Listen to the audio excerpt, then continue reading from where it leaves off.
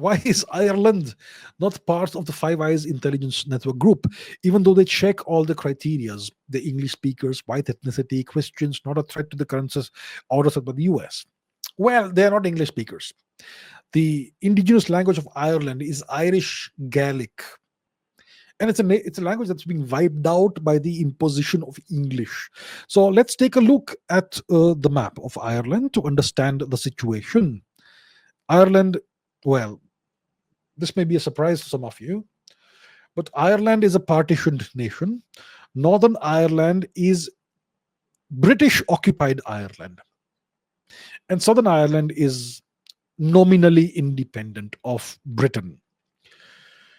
And there, Ireland fought for its freedom for decades. They fought against British occupation for decades in a period called the Troubles. And I'll not go into the history of that. But they fought against the Anglos. They are not Anglos. The English people, the people of England, they are a mixture of Anglo-Saxons and Normans. The Anglo-Saxons invaded the islands in the middle of the first millennium AD. And the Anglo-Saxons came from present-day Germany, parts of present-day Germany. So there are Germanic people. And the and the Normans were also a Germanic people who spoke French, but they had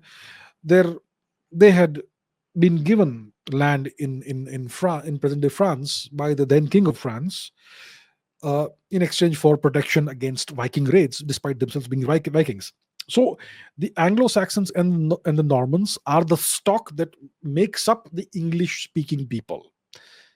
The Irish people and the Scottish people are not Anglo-Saxons or Normans or Nordic people. They are Celts. They are of Celtic stock. They're different. They were discriminated against horribly by the Anglos.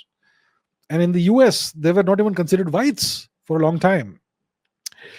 So it's a different ethnicity, and they are not English speakers. Yeah, they're Christians, but many of them are Catholics, not Protestants. That's a problem, isn't it?